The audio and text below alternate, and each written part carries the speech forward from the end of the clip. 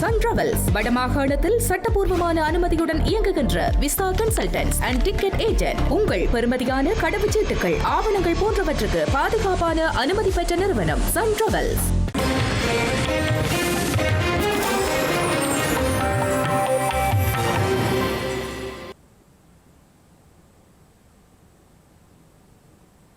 வணக்கம். இது ஐபிசி தமிழின் பிரதான செய்திகள். முதலில் தலைப்புச் செய்திகள். ஸ்ரீலங்காவின் முன்னாள் கடற்படை தளபதி வசந்த கருணாகுட கைது, வாக்குமூலம் அளிக்க தவறியதால் நடவடிக்கை.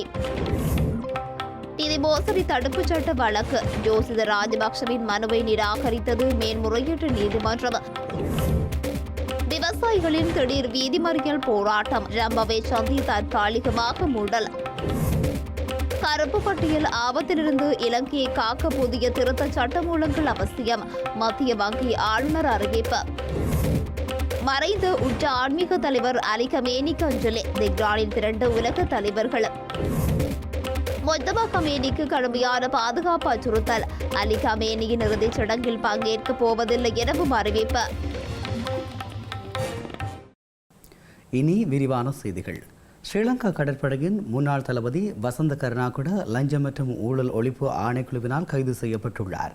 ஜோசித ராஜபக்சவை கடற்படைக்கு இணைத்துக் கொள்வதற்காக முறையான தகமையை மாற்றியமைத்தல் மற்றும் ஜோசித ராஜபக்சவை பிரித்தானிய கடற்படை பயிற்சிக்கு அனுப்பி அரசு நிதியை முறைகேடாக பயன்படுத்தியமை உள்ளிட்ட குற்றச்சாட்டுகளுக்கு அமைய வசந்த கருணாகுட கைது செய்யப்பட்டுள்ளார். இந்த விவகாரம் தொடர்பில் வாக்குமூலம் வழங்குவதற்காக கடந்த ஜூன் மாதம் 16 மற்றும் 22 ஆகிய தேதிகளில் லஞ்ச ஊழல் ஆணைக்குழுவிற்கு சமூகம் அளிக்குமாறு அவருக்கு அழைப்பு விடுக்கப்பட்டிருந்தது. எனினும் தனக்கு அழைப்பாணை கிடைக்கவில்லை என கூறி அவர் முன்னிலையாக இருக்கவில்லை. இதே குற்றச்சாட்டின் கீழ் முன்னாள் ஜனாதிபதியின் மகன் ஜோசித ராஜபக்ஷ கடந்த ஜூன் மாதம் 17ஆம் தேதி கைது செய்யப்பட்டு பின்னர் தலா 5 லட்சம் ரூபாய் பெறுமதியான 3 தனிநபர் பிணையில் நீதிமன்றத்தால் விடுவிக்கப்பட்டார் என்பதும் குறிப்பிடத்தக்கது. வடமத்திய மாகாணத்தைச் சேர்ந்த விவசாயிகளின் திடீர் எதிர்ப்பு போராட்டம் காரணமாக யாழ்ப்பாணம் மற்றும் கண்டியை இணைக்கும் A9 பிரதான வீதியின் ரம்பேவ சந்தி தற்காலிகமாக மூடப்பட்டுள்ளது. விவசாயிகளின் எதிர்ப்பு போராட்டம் காரணமாக வீதி தடைப்பட்டுள்ளதால் இவ்வாறு மூடுவதற்கு நடவடிக்கை எடுக்கப்பட்டுள்ளதாக காவல்துறையினர் தெரிவித்துள்ளனர். கூட்டு விவசாய அமைப்பினால் இந்த எதிர்ப்பு போராட்டம் ஏற்பாடு செய்யப்பட்டுள்ளது. நெல் அறுவடைக்கு நியாயமான விலையை வழங்குமாறும் நெல் இருப்புகள் தொடர்பாக நிலவும் பிரச்சினைகளுக்கு நியாயமான தீர்வுகளை வழங்குமாறும் கூறி இந்த எதிர்ப்பு போராட்டம் நடத்தப்படுகிறது. இதன்போது நெல்லுக்கு 150 ரூபாய் உத்தரவாத விலையை வழங்க வேண்டும் என விவசாயிகள் கோரிக்கை விடுத்துள்ளனர். இலங்கையின் பொருளாதார பாதுகாப்பு மற்றும் நாட்டை கருப்பு பட்டியலில் சேர்க்கும் அபாயத்தை தடுத்தல் ஆகியவற்றை நோக்காக கொண்டு புதிய திருத்த சட்டமூலங்கள் கொண்டுவரப்பட உள்ளன என இலங்கை மத்திய வங்கியின் ஆளுநர் கலாநிதி நந்தலால் வீரசிங்க தெரிவித்துள்ளார். அரசாங்க நிதி பற்றிய குழு நேற்று வியாழக்கிழமை நாடாளுமன்ற கட்டிட தொகுதியில் கூடிய போது இலங்கை மத்திய வங்கியின் ஆளுநர் கலாநிதி நந்தலால் வீரசிங்கே இவ்வாறு தெரிவித்துள்ளார். இலங்கையின் பொருளாதார மேம்பாட்டை கருத்தில் கொண்டு பல விசேட திட்டங்கள் செயற்படுத்தப்பட்டுள்ளதுடன் பொருளாதாரத்திற்கு நேரடியாக செல்வாக்கு செலுத்தும் துறைகள் தொடர்பில் விசேட அவதானம் செலுத்தப்பட்டுள்ளது. மாறிவரும் உலக நடப்புக்கு அமைய நிதி சார்ந்த சட்டங்களை புதுப்பிக்க வேண்டிய அவசியம் காணப்படுகிறது எனவும் குறிப்பாக இலத்திரனியல் முறைமையூடான திருட்டுகள் மற்றும் தாக்குதல்கள் உலகளாவிய மட்டத்தில் தீவிரமடைந்து வருவதாகவும் இலங்கை மத்திய வங்கி ஆளுநர் கலாநிதி நந்தலால் வீரசிங்க தெரிவித்துள்ளார். இத்தகைய நவீன சவால்களை வெற்றி கொள்வதற்கு புதிய சட்டங்களை இயற்ற வேண்டும் எனவும் அவர் கோரிக்கை விடுத்துள்ளார். நாட்டின் பொருளாதார பாதுகாப்பு மற்றும் நாட்டை கருப்பு பட்டியலில் சேர்க்கும் அபாயத்தை தடுத்தல் ஆகியவற்றை நோக்கமாக கொண்டே பணம் தூய்தாக்கல் தடை சட்டம் மூலம் நிதிசார் கொடுக்கல் வாங்கல்களை அறிக்கையிடல் சட்டம் மூலம் பயங்கரவாத நிதி அளிப்பை ஒடுக்குதல் மீதான சமவாய சட்டம் மூலம் என்பன கொண்டு வரப்பட்டுள்ளன எனவும் அவர் குறிப்பிட்டுள்ளார். தவறான நிதி பரிமாற்றங்களினால் நாடு கருப்பு பட்டியலில் உள்வாங்கப்பட்டால் அது பொருளாதாரத்திற்கு பாரிய தாக்கத்தை ஏற்படுத்தும் எனவும் எதிர்கால சவால்களை வெற்றி கொள்வதற்காகவே இவ்வாறான சட்ட திருத்தங்கள் கொண்டுவரப்பட்டுள்ளதாகவும் அவர் குறிப்பிட்டுள்ளார். நிதி மோசடி தடுப்புச் சட்டத்தின் கீழ் தமக்கு எதிராக தாக்கல் செய்யப்பட்டுள்ள வழக்கிலிருந்து சதி என்ற குற்றச்சாட்டை நீக்க கோரி முன்னாள் ஜனாதிபதி மஹிந்த ராஜபக்சவின் புதல்வரான ஜோசித ராஜபக்சவினால் தாக்கல் செய்யப்பட்டிருந்த சீராய்வு மனுவை மேன்முறையீட்டு நீதிமன்றம் இன்று நிராகரித்துள்ளது. நிதி மோசடி தடுப்புச் சட்டத்தின் கீழ் தமக்கு எதிராக சட்டமா அதிபரினால் கொழும்பு மேல் நீதிமன்றத்தில் தாக்கல் செய்யப்பட்டுள்ள வழக்கில் உள்ள சதி என்ற குற்றச்சாட்டை முன்னோக்கி கொண்டு செல்ல முடியாது என்று தீர்ப்பளிக்குமாறு கோரி முன்னாள் ஜனாதிபதி மஹிந்த ராஜபக்சவின் புதல்வரான ஜோசித ராஜபக்சவினால் சீராய்வு மனு ஒன்று தாக்கல் செய்யப்பட்டிருந்தது. குறித்த சீராய்வு மனுவை மேன்முறையீட்டு நீதிமன்றம் இன்று நிராகரித்துள்ளது. ஜோசித ராஜபக்ஷவினால் சமர்ப்பிக்கப்பட்டு சீராய்வு மனு மீதான தீர்மானம் இன்று அறிவிக்கப்பட்ட போதே நீதிமன்றம் இதனை அறிவித்துள்ளது. குறித்த மனு மீதான விசாரணை நீதியரசர்களான அமல் ரணராஜா மற்றும் சுமது பிரேமச்சந்திர ஆகியோரை கொண்டு மேன்முறையீட்டு நீதிமன்ற நீதியரசர்கள் குழா முன்னிலையில் எடுத்துக் கொள்ளப்பட்டிருந்தமை குறிப்பிடத்தக்கது. ஸ்ரீலங்கா முன்னாள் நீதி அமைச்சர் விஜயதாச ராஜபக்சவின் புதல்வரான சட்டத்தரணி ராகித்த ராஜபக்ச மற்றும் ஐக்கிய மக்கள் சக்தியின் முன்னாள் கொரோனை தொகுதி அமைப்பாளராக செயற்பட்ட சரித் அபேசிங்க உள்ளிட்ட மூவர் இன்று மீண்டும் நீதிமன்றக்கு அழைத்துச் செல்லப்பட்டுள்ளனர். லஞ்சம் பெற்றதாக கூறப்படும் சம்பவத்துடன் தொடர்புடைய வழக்கு விசாரணைகள் கொழும்பு பிரதான நீதவான் நீதிமன்றில் இன்று மீண்டும் விசாரணைக்கு எடுத்துக் கொள்ளப்பட்ட நிலையில் குறித்த வழக்கின் முன்னிலையாகுவதற்காகவே குறித்த மூவரும் நீதிமன்றத்திற்கு அழைத்துச் செல்லப்பட்டுள்ளனர். ஒழுங்கமைக்கப்பட்டு குற்ற கும்பல் தலைவரான நதுன் சிந்தக விக்ரமரத்ன எனப்படும் கரகட்டா மடகஸ்காரில் கைது செய்யப்பட்டதன் பின்னர் குற்றப்புலனாய்வு திணைக்களத்தின் தடுப்பு காவல் உத்தரவின் கீழ் வைக்கப்பட்டிருந்தார். இதனிடையே 2023 ஆண்டு மார்ச் மாதத்தில் அன்றைய நீதியமைச்சர் விஜயதாச ராஜபக்ஷவின் புதல்வர் ராகித்த ராஜபக்ஷ ஐக்கிய மக்கள் சக்தியின் ஹொரணை தொகுதி அமைப்பாளராக செயற்பட்டு சரித் அபேசிங்க உள்ளிட்ட மூவர் துபாய் சென்றுள்ளனர். இவர்கள் ஒரே விமானத்தில் துபாய் சென்று அங்கு கரகட்டாவின் மனைவியான மதுஷிக மதுவந்தி மற்றும் ஒழுங்கமைக்கப்பட்ட குற்றக்கும்பல் உறுப்பினரான மிதிகமருவன் என்பவரை சந்தித்துள்ளதாகவும் குறிப்பிடப்படுகிறது. இதன்போது கரகட்டா காவல்துறையினரால் படுகொலை செய்யப்படுவதை தடுப்பது, தடுப்பு காவல் உத்தரவை நீக்குவது, பூசா அதியுயர் பாதுகாப்பு சிறைச்சாலையை தவிர்த்து வேறு சிறைச்சாலைக்கு மாற்றுவது மற்றும் விசாரணை நடவடிக்கைகளில் இருந்து விடுவிப்பது ஆகியவற்றுக்கு தேவையான பணிகளை செய்து தருவதாக கூறி 50 கோடி ரூபாய் இலஞ்ச பணம் கோரப்பட்டுள்ளமை தெரிய வந்துள்ளது. பின்னர் அந்த தொகை 20 கோடி ரூபாவாக குறைக்கப்பட்டு முன்பணமாக முதற்கட்டமாக 10 கோடி ரூபாய் பணமும் பின்னர் மேலும் 2 கோடி ரூபாய் பணமும் பெற்றுக் கொள்ளப்பட்டுள்ளமை விசாரணைகளில் வெளிப்பட்டுள்ளது. குறைத்த பணம் உண்டியல் முறையூடாக நாட்டிற்கு வரவழைக்கப்பட்டுள்ளதாகவும் தகவல்கள் வெளியாகியுள்ளன. குறித்த குற்றச்சாட்டுகளின் கீழ் இலஞ்ச ஊழல் ஒழிப்பு விசாரணை ஆணைக்குழுவினரால் அண்மையில் கைது செய்யப்பட்டு இந்த 3 சந்தேக நபர்களும் கொழும்பு பிரதான நீதவான் நீதிமன்றத்தில் முன்னிலைப்படுத்தப்பட்டதன் பின்னர் இன்று வரையில் விளக்கமறியலில் வைக்கப்பட்டிருந்தனர் என்பதும் குறிப்பிடத்தக்கது. ஸ்ரீலங்கா முன்னாள் அரச புலனாய்வு பிரிவின் தலைவர் சுரேஷ் சலேயின் உண்ணாவிரத போராட்டம் விசாரணைகளை திசை திருப்புவதற்காக போலியாக அரங்கேற்றப்பட்ட நாடகம் என விசேட மருத்துவ குழுவினரின் தீவிர பரிசோதனைகள் மூலம் அப்பட்டமாக நிரூபிக்கப்பட்டுள்ளதாக ஜனவலய கூட்டமைப்பின் செயற்குழு உறுப்பினர் விதர்சன கண்ணங்கர குற்றம் சாட்டியுள்ளார். கொழும்பில் நடைபெற்ற விசேட ஊடகவியலாளர் சந்திப்பில் கலந்து கொண்டு கருத்து தெரிவிக்கும் போதே அவர் மேற்கண்டவாறு தெரிவித்துள்ளார். ஸ்ரீலங்கா முன்னாள் அரசு புலனாய்வு பிரிவின் தலைவர் சுரேஷ் சலே தனக்கு கொடூரமான முறையில் சித்திரவதைகள் செய்யப்படுவதாக கூறி கடந்த ஜூன் மாதம் 6ஆம் தேதி கொழும்பு தேசிய வைத்தியசாலையில் இருந்தவாறே ஒரு உண்ணாவிரத போராட்டத்தை ஆரம்பித்திருந்தார்.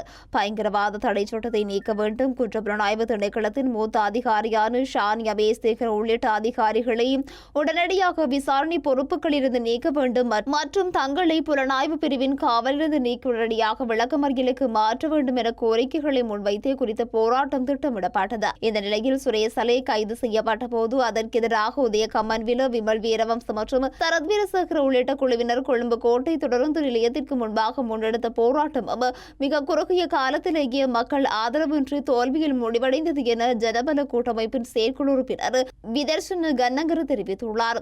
இந்த நிலையில் தற்போதைய அரசாங்கமோ அல்லது குற்றப்புலனாய்வு திணைக்களத்தின் அதிகாரிகளோ இவ்வாறான வித அரசியல் அழுத்தங்களுக்கும் படியவில்லை எனவும் அவர் தெரிவித்துள்ளார்.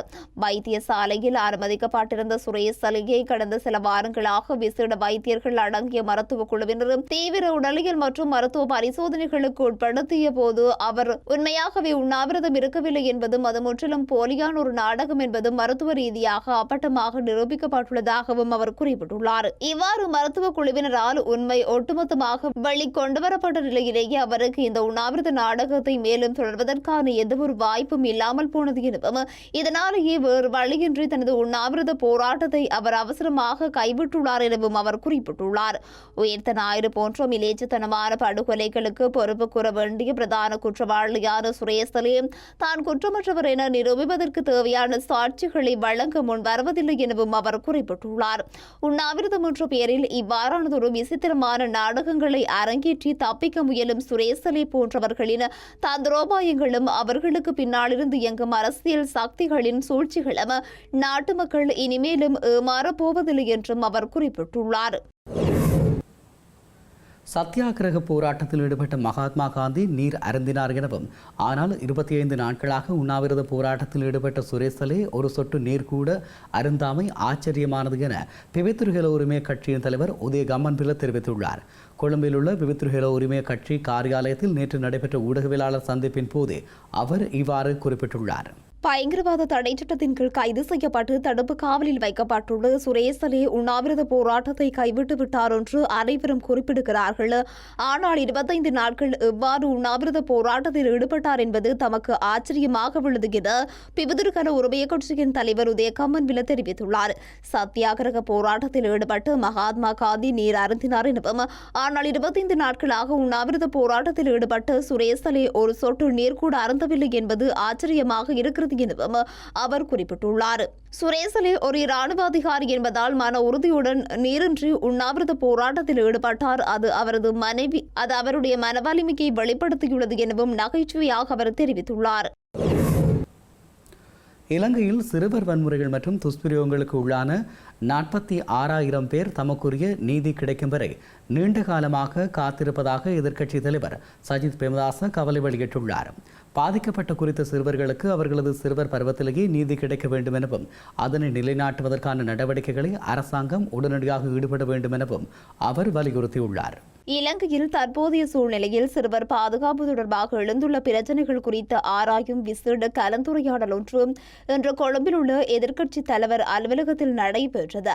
செயலில் காட்டப்படாத சிறுவர் பாதுகாப்பு பேச்சுக்கள் அரசாங்கம் சிறுவர் உரிமைகள் மற்றும் பாதுகாப்பு பற்றி மேடைகளில் உயர்வாக பேசப்படுவதோடு நிறுத்திவிடாமல் அந்த பேச்சுக்களை செயலில் காட்ட வேண்டும் எனவும் எதிர்க்கட்சித் தலைவர் சுட்டிக்காட்டியுள்ளார். 2019 ஆண்டு தேசிய சிறுவர் பாதுகாப்பு வழிகாட்டல் கொள்கை ஆரம்பிக்கப்பட்டு அது 2025 ஆண்டளவில் நடைமுறைப்படுத்தப்படும் என கூறப்பட்டிருந்த நிலையில் ஆனால் தற்போதைய அரசாங்கம் அதனை 2029 ஆண்டிலிருந்தே நடைமுறைப்படுத்தப்பட உள்ளதாக தெரிவிப்பதாகவும் அவர் குறிப்பிட்டுள்ளார்.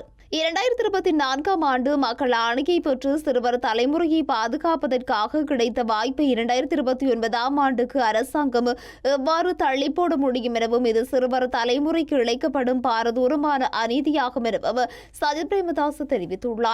46,000 முறைப்பாடுகளை தாமதமின்றியும் விசாரணை செய்து நீதியை நிலைநாட்டுவதற்கு ஜனாதிபதியின் தலைமையில் இயங்கும் விசேட பிரிவுகள் மற்றும் விசேட பணிக்குழு ஒன்று அமைக்கப்பட வேண்டும் எனவும் அவர் கோரிக்கை விடுத்துள்ளார்.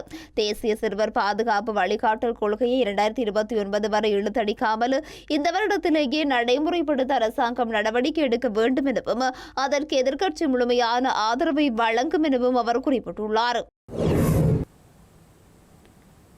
2024 ஆண்டு காப்போது உயர்தர பரீட்சைக்கு தோற்றிய பாதிக்கப்பட்ட மாணவிகள் 70 பேரின் பரீட்சை முடிவுகள் வெளியிடப்படாமல் நிறுத்தப்பட்ட சம்பவத்தில் அந்த மாணவிகளின் மதம் அல்லது நம்பிக்கையை பின்பற்றும் சுதந்திரம் உள்ளிட்ட அடிப்படை உரிமைகளை முன்னாள் பரீட்சைகள் ஆணையாளர் நாயகம் அமித் ஜெயசுந்தரவினால் பிறப்பிக்கப்பட்டிருந்ததாக இலங்கை மனித உரிமைகள் ஆணைக்குழு சுட்டிக்காட்டியுள்ளது.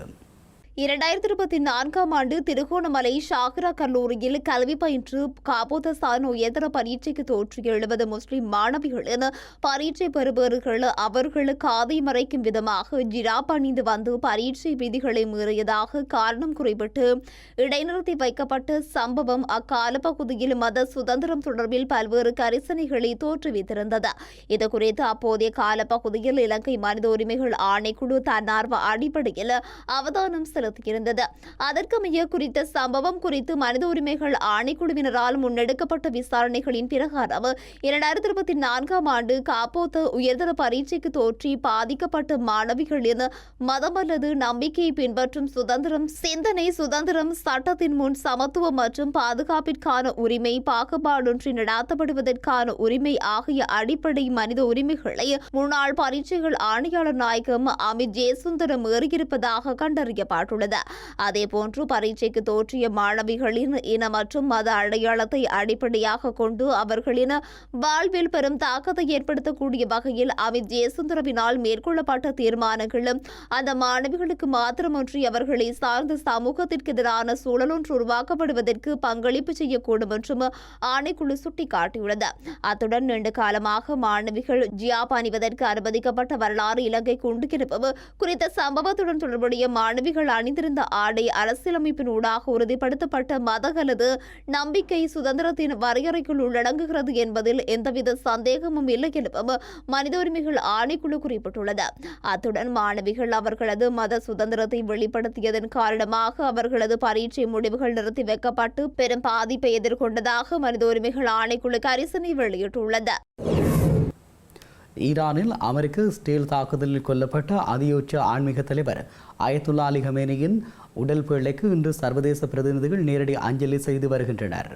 தெஹ்ரானில் உள்ள இமாம் கிமேனி பெரிய பள்ளிவாசலில் ஈரானிய தேசிய கொடியால் போர்த்தப்பட்ட நிலையில் அயதுல்லா அலி கமேனி மற்றும் அவருடன் சேர்த்துக் கொள்ளப்பட்டவரது குடும்பத்தினரின் உடலடங்கிய பேழைகள் வைக்கப்பட்டுள்ளன. இவற்றுக்கு சர்வதேச பிரதிநிதிகள் நேரில் வருகை தந்து அஞ்சலி செலுத்தி வருகின்றனர். நாளை காலை 6 மணி முதல் பொதுமக்கள் அஞ்சலிக்காக அனுமதி வழங்கப்படவுள்ள நிலையில் 3 நாள் தேசிய அஞ்சலி சடங்குகள் அதிகாரப்பூர்வமாக ஆரம்பமாகியுள்ளன. நாளை காலை முதல் திங்கட்கிழமை இரவு வரை இரவும் பகலும் அஞ்சலி வளாகம் திறந்திருக்கும் என அறிவிக்கப்பட்டுள்ளது. 3 நாள் தேசிய அஞ்சலிக்காக தெஹ்ரானில் மட்டும் 15 முதல் 20 மில்லியன் பங்கேற்பாளர்கள் வருவார்கள் என்று அதிகாரிகள் எதிர்பார்க்கின்றனர். இன்றைய வெளிநாட்டு பிரமுகர்களின் அஞ்சலி நிகழ்வில் 30 நாடுகளின் தலைவர்கள் மற்றும் உயர் அதிகாரிகள் பங்கெடுத்து வருகின்றனர். முன்னாள் ரஷ்ய டிமிட்ரி மெட்வெடேவ், பாகிஸ்தான் பிரதமர் ஷெபாஸ் ஷரீப், சீனாவின் சார்பில் மூத்த ராஜதந்திர ஹேபய் மற்றும் இந்தியாவின் அதிபர் சார்பில் துணை வெளியுறவு அமைச்சர் பவித்ரா ஆகியோர் இந்த இறுதிச் சடங்கு நிகழ்வுகளில் கலந்து கொள்வார்கள் என எதிர்பார்க்கப்படுகிறது. ஈரானின் தற்போதைய உச்ச தலைவரான முஜ்தபா கமேனி தனது தந்தைக்கும் ஈரானின் முன்னாள் உச்ச தலைவருமான அயத்துல்லா அலி கமேனியின் இறுதிச் சடங்கு நிகழ்வில் பாதுகாப்பு காரணங்களால் நேரில் பங்கேற்கப் போவதில்லை என அறிவிக்கப்பட்டுள்ளது. மறைந்த முன்னாள் தலைவர் அலி கமேனியின் இறுதிச் சடங்கு ஊர்வலங்கள் மற்றும் நினைவேந்தல் நிகழ்வுகளும் நாளைய தினம் முதல் 9ஆம் தேதி வரை ஈரான் மற்றும் ஈராக் ஆகிய நாடுகளில் நடாத்த ஏற்பாடு செய்யப்பட்டுள்ளன. முஜ்தபா கமேனி தனது தந்தையின் இறுதிச் சடங்கில் கலந்து கொள்ள விரும்பினாலும் ஈரானிய உளவுத்துறை மற்றும் பாதுகாப்பு பிரிவினரின் கடுமையான எச்சரிக்கை காரணமாகவே அவர் பொதுவெளியில் தோன்றுவதை தவிர்க்குமாறு அறிவுறுத்தப்பட்டுள்ளார் என இந்தியாவில் உள்ள ஈரானிய உச்ச தலைவரின் அதிகாரப்பூர்வ பிரதிநிதியான அயதுல்லா ஹக்கீம் இலாஹி புதுடெல்லியில் நடைபெற்ற ஊடக சந்திப்பில் குறிப்பிட்டுள்ளார். தற்போதைய அசாதாரண சூழலில் அவருக்கு பாதுகாப்பு வழங்குவது மிக கடினமானது மற்றும் ஆபத்தானது என பாதுகாப்பு படையினர் கருதுகின்றதாகவும் அவர் குறிப்பிட்டுள்ளார். எனவே பாதுகாப்பு அச்சுறுத்தல்களை கருத்தில் கொண்டு அவர் இறுதிச் சடங்கு நிகழ்வுகளில் பங்கேற்கக்கூடாது என பாதுகாப்பு படையினர் அறிவுறுத்தியுள்ளனர் என தெரிவித்துள்ளார். முஜ்தபா கமேனி நாட்டில் புதிய உச்ச தலைவராக அறிவிக்கப்பட்ட போதிலும் கடந்த பிப்ரவரி இறுதிச் சடங்குக்கு பிறகு இதுவரை பொதுவெளியிலோ அல்லது காணொலி வாயிலாகவோ தோன்றவில்லை என்பதும் குறிப்பிடத்தக்கது. செய்திகளின் நிறைவாக மீண்டும் தலைப்புச் செய்திகள். ஸ்ரீலங்காவின் முன்னாள் கடற்படை தளபதி வசந்த கருணாகுட கைது, வாக்குமூலம் அளிக்க தவறியதால் நடவடிக்கை. நிதி மோசடி தடுப்புச் சட்ட வழக்கு, ஜோசித ராஜபக்சவின் மனுவை நிராகரித்தது மேன்முறையீட்டு நீதிமன்றம். விவசாயிகளின் திடீர் வீதி மறியல் போராட்டம், ரம்பவை சந்தி தற்காலிகமாக மூடல். கருப்பு பட்டியல் ஆபத்திலிருந்து இலங்கையை காக்க புதிய திருத்த சட்டமூலங்கள் அவசியம், மத்திய வங்கி ஆளுநர் அறிவிப்பு. மறைந்த உச்ச ஆன்மீக தலைவர் அலி கமேனிக்கு அஞ்சலி, தெஹ்ரானில் திரண்ட உலக தலைவர்கள். முஜ்தபா கமேனிக்கு கடுமையான பாதுகாப்பு அச்சுறுத்தல், அலி கமேனியின் இறுதிச் சடங்கில் பங்கேற்கப் போவதில்லை எனவும் அறிவிப்பு. இத்துடன் ஐபிசி தமிழின் பிரதான செய்திகள் நிறைவு பெற்றன. உடனுக்குடன் செய்திகளை அறிந்து கொள்ள IBC தமிழ்.com என்ற எமது இணையதளத்தை பார்வையிடுங்கள். வணக்கம்.